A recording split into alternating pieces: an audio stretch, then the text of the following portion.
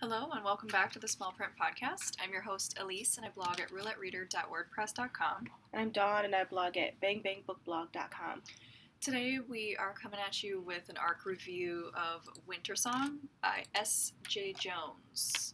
Do you want to do the synopsis? Sure. Let me pull up my Goodreads. Okay. Wintersong is a loose reimagination of the 1986 film Labyrinth starring David Bowie. That's what I put, so now I gotta come up off the top of my head. That's about it. Oh, okay. I mean, well, I haven't seen not. the movie, but she pulls a lot of like Austrian German fairy tale into this. So there's like the Goblin King and yeah, it's about a girl who is in search of the Goblin King.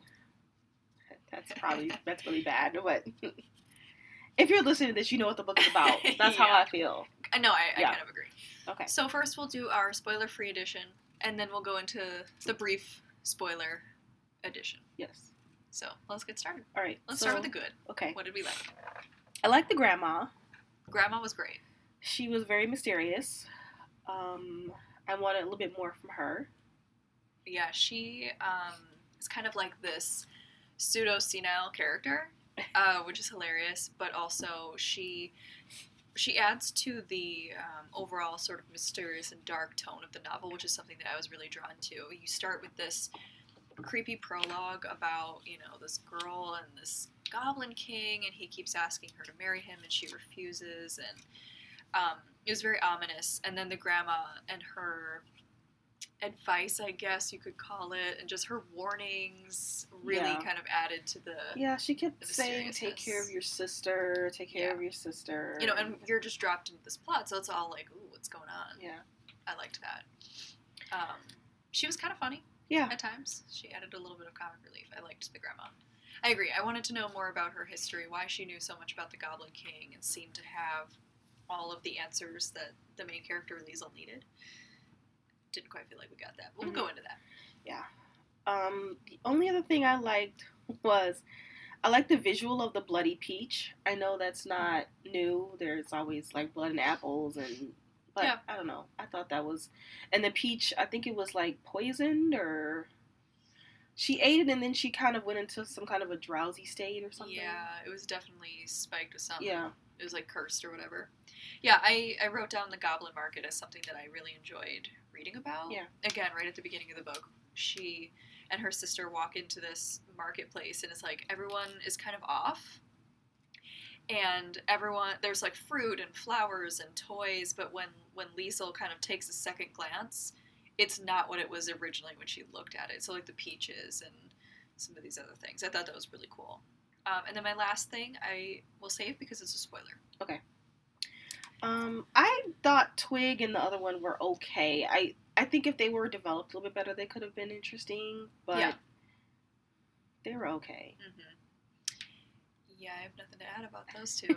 Okay. All right, now for the bad. All right. Clearly, you're getting a sense that we did not really enjoy this book. I ended up not reading it because I DNF'd it quite close to the end. Dawn gave it 3 stars. A 3. What does 3 mean to you, though? Because 3 for me is like, I liked it, but won't. No, 3 for me is like, it was vanilla. Like, very middle ground. It was not great. It was not horrible. 3, I don't think is for me, a 3 is not good. Yeah, I've definitely read worse books than this. Oh, yeah. I don't, like, there are books that we've sat here and lambasted, and I don't feel like we're going to do that with this book, but there were some issues. My biggest issue with this book, unfortunately, was the tropey, stereotypical characterization. Literally every character in this book is either a trope or a stereotype. You have the special but not special main character who's plain, not very pretty, jealous of her pretty sister, feels the need to prove herself but just can't seem to do it. But everybody else in the book seems to think that she's special, especially the Goblin King. Mm-hmm. That is a trope. I just read that same character in another book. The mom is this like faded beauty who's been sacked with raising a family all on her own. It's a stereotype. The dad, it's like everybody had this. There was nothing deeper with any of the characters. The dad, he's a drunk because he kind of screwed up his own musical, career, his career. Who do you play with? Mozart or something like Somebody that? big. Yeah. Yeah. And but they have a younger brother, and the younger brother is kind of he's a little weak and meek and sickly, but of course he's the boy, so even though Liesl might be as talented or even more, she's kind of pushed behind because she's a girl. It's like, I read that book in, I want to say, And I Darken, like that was the most recent trope that I read, so that's a trope. And then of course Kath. Yeah. Kath is the vapid, beautiful sister who there's nothing else to her. She's just like, I don't want to marry Hans because he's boring. I need something more exciting in my life. And it's like, okay. Yeah. Boring. Any kind of real character development came way too late for me. Like, Kath does go into why she has seemed to be obsessed with getting married, and I appreciated those reasons. I guess it's not really a spoiler. Is it a spoiler? Okay, so I won't say that. But even still, it was like too little too late kind of for me. So that was a huge issue for me. You want to say something else? No, go ahead. Let's talk about the Goblin King. Yeah, we need to talk about I felt like he was boring. Oh my god. He was not dynamic at all. No, not at all. And this should be him. Like, this should be his glory. Right. And it was not. We are, as the reader, we get a sense that he himself does not want to be in the position that he's in. But we have no information about that. He does have mystery surrounding him. Right. Like, he used to be... Never mind. Yeah, spoiler. Yeah, that's a spoiler. There's definitely something going on. She can't quite figure out why he, like, doesn't seem to be like, this is my kingdom. So that was one thing that, keeps you reading initially. But then, as the book progresses, certain things fall into place. Liesl begins to see him in a little bit of a different light. Again, trying to keep it spoiler-free. We still don't care. No. There's no reason to care about this person other than, okay, can I get the answer of the premise that you've set up for me? He was boring. I was not attracted to him like we're supposed to be. Like, he's supposed to be the love interest of the main character. They're supposed to have this, like, passionate love. They've already... in the prologue starts off with, they have a history together, but there's no fire between the two of them. No. None whatsoever. And we'll save the rest of that for spoiler edition. Well, I felt like he was really interesting in the beginning because he was like this dark, mysterious character. And creepy, yeah. And then when she goes on the ground, he's just like, he becomes so boring. He's like such a mope. Oh my god, that's the best word. Mopey. I was gonna say weak, but I'm like, that's not what he's mopey. He's like moody and not in a good way. Not in a good way at all. Like, Beauty and the Beast is not moody brooding, in a good way, but this is just brooding. Stupid. Like, dude, get up off your butt. I think the problem that Jones had is she didn't know how to express herself differently. She kept using the same words. Yeah. She kept calling this man, austere, the thin. It got to the point where I was like, I am going to, like, do a jumping jack every time she says that word. I did notice that. A lot. I can't remember what word it was that I kept picking up on, but it was something that, like, just did not seem to fit with her style of writing. And she used it over and over and over again, and you're like, what? Am I supposed to be picking up on this word? Like, probably not.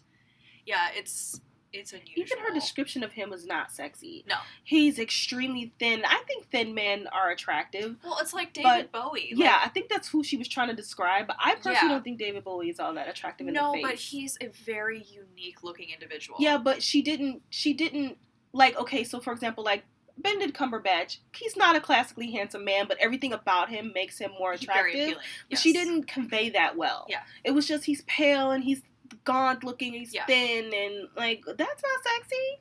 What else about him makes him sexy? And they're just, it was nothing but mope. Exactly. There was no personality to draw in to his otherwise normal physical features, honestly.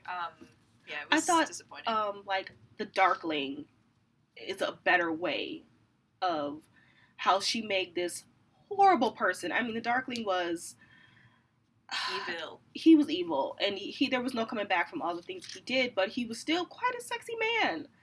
And Ignifex from Cruel Beauty, he was very creepy, for sure, but he was very attractive. Yes, but this guy is she just could not. There was not anything special about him that I wanted to keep reading about. No, sad.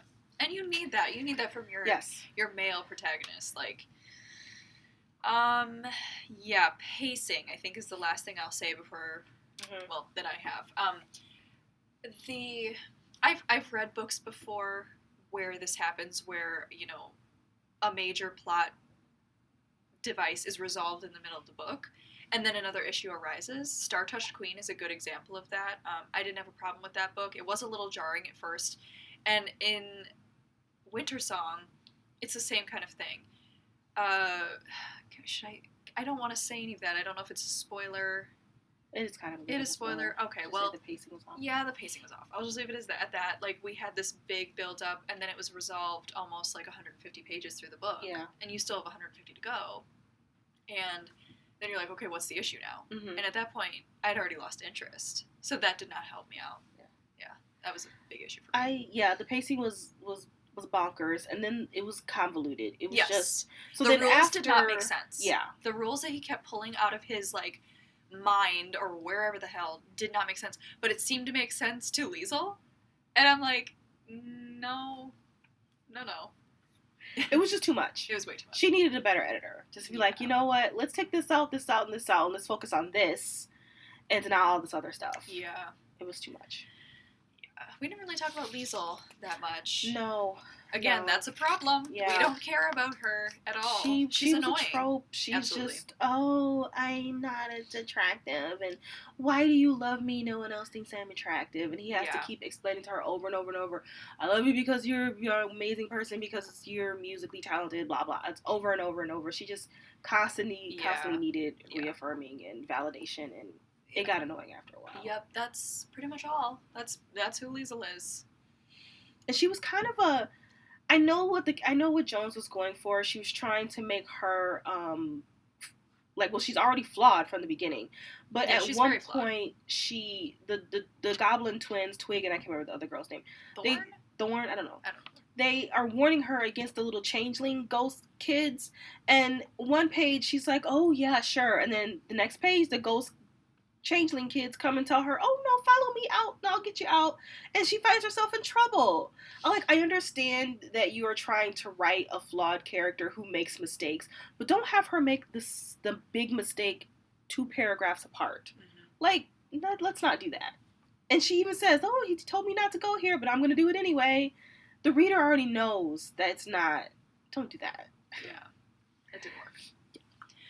All right. Anything else before we... Let's talk about the cover. The cover, because I don't understand the significance of the cover at all. He doesn't give her a rose, does he? At any point, does he give her... I never remember reading that. When we started reading this book, we were both convinced that this was a Beauty and the Beast retelling. Because, again, you've got this rose in a glass thing. That's Beauty and the Beast. And there's snow all over. So it's like... I don't know, it would have made more sense to me to even put, like, a moon on there, or some kind of leaves and twigs and stuff. I have no idea. Not a rose with a glass It looks like a snow globe. Yeah. Is it because they're in their own bubble, and so their world isn't a bubble, and everything else is going on? I don't know. I literally don't know what the cover has any significance with the story. It was just like, oh, pretty cover, let's slap that on there. Yeah, that threw me off. Made me think that this book was something else. Well, the title is Wintersong, and we know what that means. Like, I think when she was playing her music, it was a winter song. Well, and the story takes place during the winter, where she's like trying to race time, I guess. You know, she's got to get this certain thing done before the moon changes, and then that kind of thing. So it definitely has to do with the seasons, but I don't know. That's it. All right. Well, in my notes, I was saying if you want a better heroine and a better love affair and a better villain in your main guy, I think Cruel Beauty is. And in Cruel Beauty, Nyx also has a beautiful sister who is more favored, and and she has to sacrifice herself, which is the same thing as Liesel. She has to sacrifice herself for the good of the country, but it's and there's a labyrinth in the house. The house in Cruel Beauty is a labyrinth, but everything. I will admit, Cruel Beauty was a bit convoluted at the end. I was kind of confused. But Yeah. I would say 75% of that book was awesome. Yeah. Whereas this, I would say 25%. Yeah, for sure. Yeah, Cruel Beauty is very similar. Well, this is very similar to Cruel Beauty in a lot of respects. So, yeah, that's a great recommendation. Yeah. All right, so we are going to go into our spoilers. So if you have not read Wintersong, I forgot already. You can turn off your computers now. Next Thursday, we will be reviewing Gilded Cage by Vic James. So we'll see you then. Otherwise, if you want to listen to the spoilers, stay tuned. All right, spoiler edition of Wintersong. All right. Let's go back to something we mentioned earlier. Well, that I couldn't mention earlier. It was the disappearance of Kath the first time. So again, Kath is this character who's been set up to be kind of vapid, just only concerned with her outward appearance. And she disappears. And Liesel immediately knows that the Goblin King took her. Whether to marry her or get Liesel down to the underground, she doesn't know at this point, but she must find her. But I loved how the author kind of set this up, is that it was like Kath never existed. Suddenly, in the snap of a finger, it was like Kath's existence had completely been wiped off of the planet. Her family didn't know who she was talking about. They all were like, "Are you losing your mind?" Except the grandma. Again. And the grandma was like, "I'm just going to let you sort it out because you obviously think you can do this." And she didn't. She needed to go back to the grandma for answers. But I loved it. That was so creepy. Like, Not only do you understand that your sister's gone because of you, quite frankly, nobody else remembers her. Wasn't she engaged to Hans? Yes. Okay. Kath's fiance doesn't even remember her. Suddenly he's like all back with Liesel. It was like very creepy. I loved that. I thought that was really cool. I wanted her to continue with that kind of like surprising weirdness. I wanted the weird from this book, and I was disappointed to not get it. At the same time, I did like that, but at the same time, so Liesel comes back. She's been like hurt, and she's just kind of laying around waiting for the moon to change. And we're like, that's come true. on, let's pick it up. Why are we not in a hurry or like worried, or she's just kind of sleeping the days away. Mm-hmm. Yeah, well, something happened. It was like, not only did Kath's existence cease to exist, Liesel seemed to lose her talent. Did you notice that? No. When she wrote a piece of music for her brother, like they always did, he was like, "Oh, that's sweet," and it was like really bad. Oh. Like she suddenly lost her musical genius because he took everything. Not only did he take Liesel, he took her musical talent. He seemed to also take part of her sanity. Like, she was kind of crazy a little bit. Okay. So it wasn't just about Kath. It was like, we're playing the game now. What are you going to do without these things that you've always relied on? I liked that. That was really interesting. Okay. So the brother was, like, playing her music, like, this is really bad. What happened to you? But he didn't remember her being ever a good composer. It was like, that's always how it had been. Poor Liesel, wanting to be like her brother. Let me play your song again. It was really weird. It was very weird. I liked it. Okay, I missed that. Yeah. I'm kind of bummed that I missed that. That sounds so interesting. Right. I wanted that from this book. And then we go down to... Yeah, things started to go downhill for me when she went to the... Was it called the Underground? I don't know. I think that's what they called it in the book. When she went to the Underground, that was when the book really took a dive for me. I could not, for the life of me, I could not imagine the world building in my mind. So literally, when she goes underground, I'm imagining her in a dirt hole with twigs and underground debris. That was not something I was interested in reading about at all. Like, even when they're at the parties, I had a hard time. It's like rotten food everywhere, and it's like, I don't know, it was just, I had a hard time wrapping my head around the world building, which is my favorite aspect of fantasy, paranormal, retellings. Yeah. Maybe I kind of filled it, because in my review I said her world building was okay, so maybe I was just filling in the gaps, because she didn't do it for me. Yeah, I could not do that with this book, but, yeah. What else was I going to say that the pacing. We should go back to the pacing issue. Let me see. The resolution, like, halfway through the book. Yeah, so she has to play this game, and she figures out the game pretty easily, actually. Mm-hmm. And I'm trying to remember. I read this book 3 weeks ago, and I've already forgotten. Her sister, has essentially time is both a factor, but it's not a factor. Like, when you're in the underground, time is kind of a different concept. So Kath has been in this underground for God knows how long, and she's, like, totally embraced it. She's kind of losing her mind, thinks that she's married to the Goblin King, that, they are this rich couple from Hungary or something. Yeah. And Liesel's like, no, you're my sister, we need to go.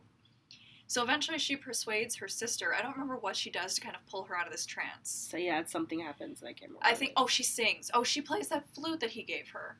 Again, he gives her all the ways out of this problem, and that was a big issue for me. I was angry at that. I was too. Like, really? He gave this to you, yes. And now you're like, oh, what's this do? I know.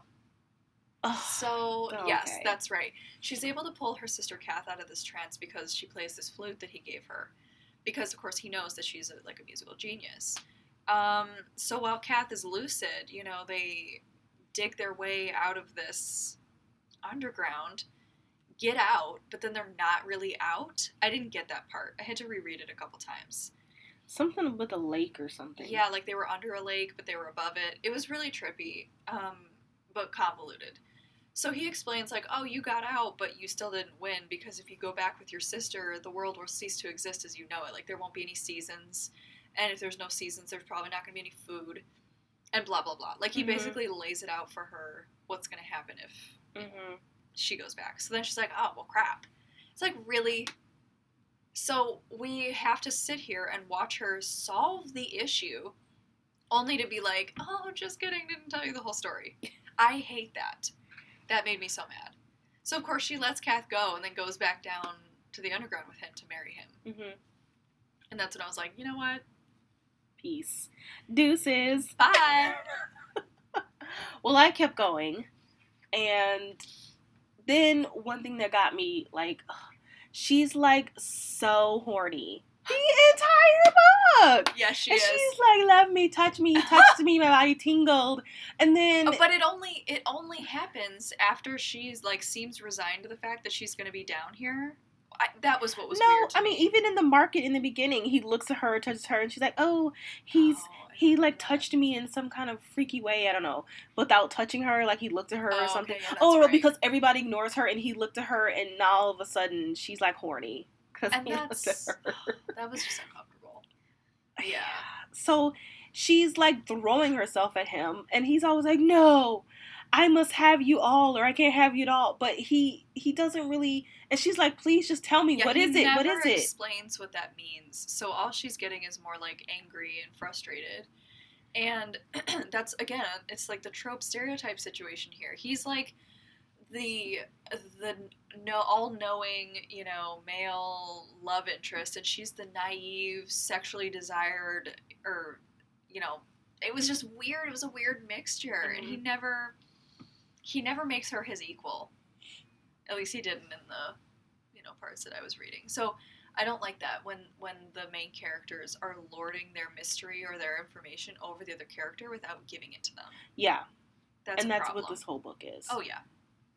They never quite tell her what she has to figure out on her own. I don't understand why she has to figure it out on her own, because it doesn't impact the plot if she figures it out on her own. Right. Just tell her so we can move on with our life. Exactly. There was no reason for any of this action or conflict. No. It wasn't like, I can't tell you if I do, the person above me is going to kill me. That's what I kept assuming. Yeah. But no. Yep. So going back to that, so he was a mortal. Mm-hmm. And I don't know if he also had to sacrifice himself for the greater good. Mm-hmm. But he doesn't want to be there anymore. Right. He did at first. Like, she was like, oh, this is interesting. I want to go down here. And then he's down there and he's like, oh, I don't like this anymore. Yep. So I don't know if like I said, I have already forgotten the ending of this book. But I think we know that he's an immortal. He didn't want to be there anymore. and he's kind of angry at his circumstance. And I don't know if he wants Liesel there because he needs a companion, which would make sense. But what is with the he had other wives, and what happened to them? Yeah, they don't ever explain that. I don't know if he like let them go, because it was at some point like she was starting to like lose herself. Right, like you go crazy down and there. I felt like if he had sex with her, something was going to be she would lose her hearing, she would lose her sight. Well, it was like, it's just a weird book. Like, they needed to make their marriage legitimate, and they weren't. So she was his prisoner still, not his wife, not the queen. You know what I mean? Even after they were married. But I think it's because she didn't give him everything. And I think everything she was missing was music. So when she finally gave that to him, then she was his equal. Yeah. But this is what I'm saying. So now we have, if they do the do, then she's going to start losing her senses.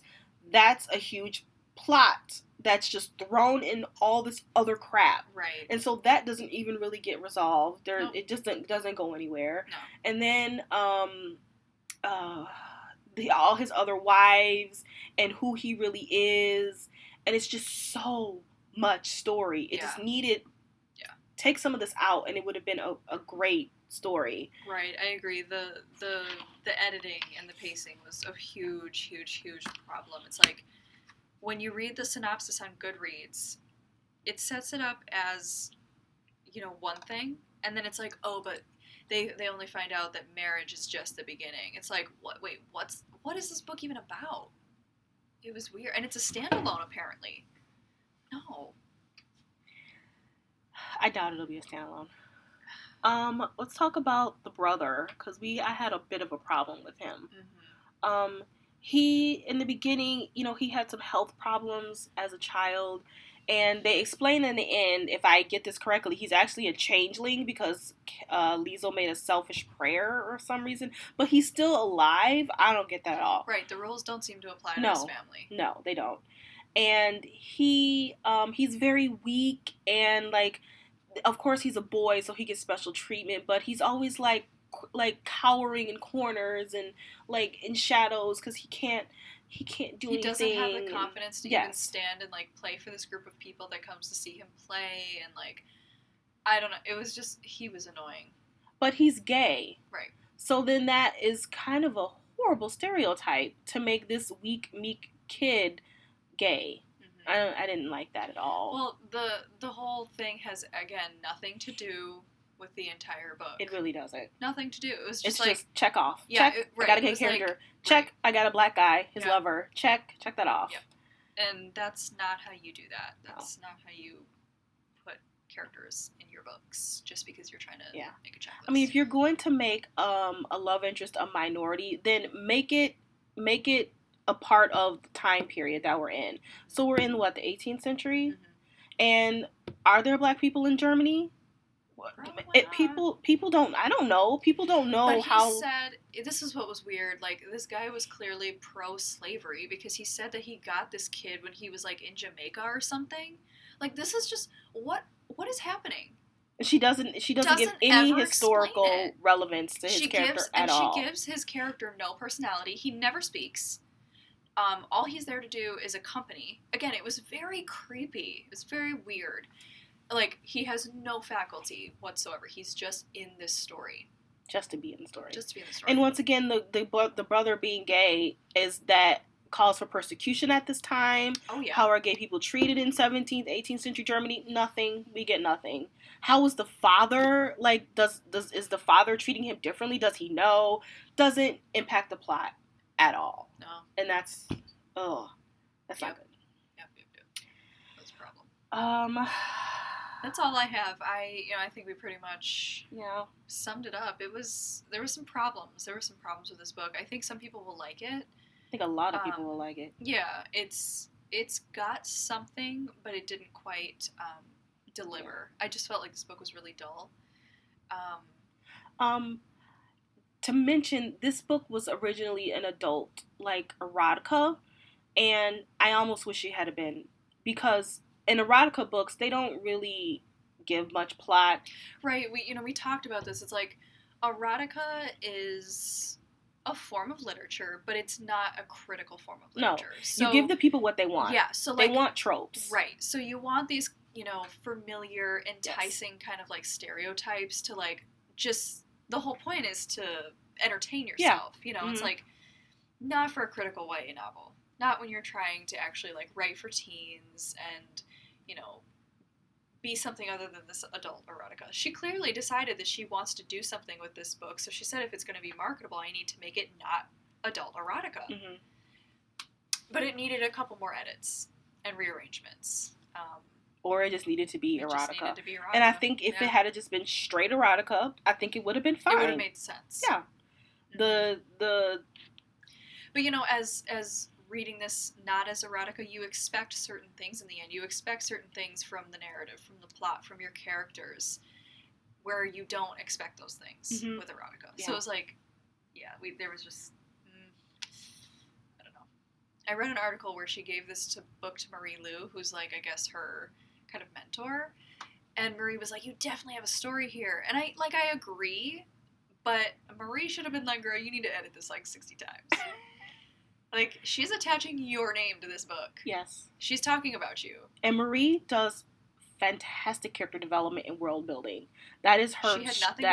Her strong suit. Yeah. That's what she is really good at. And she should have been a better mentor to her. I agree. Like, obviously she's sending her this book to read and, like, give her, advice and stuff. Yeah, I don't know. It was odd. I think she's, as a debut, I think she's got something. I agree. I would read something by her again. Yep, I would too. She just needs a better editor. The things that she brings you are unique. Like, the beginning of the story, the average American doesn't know anything about the Goblin King. We don't really know a lot about German and Austrian, like, folklore. I was interested, but just needed some finessing and, but I totally agree. I would definitely read something else by her. So, overall, mediocre. Yeah. Not horrible. Definitely read it if it kind of sounds like it's something that you might be interested in, but know that there were some problems. So, yeah. All right. Well, we will see you next Thursday when we talk about Gilded Cage by Vic James, and thanks for listening.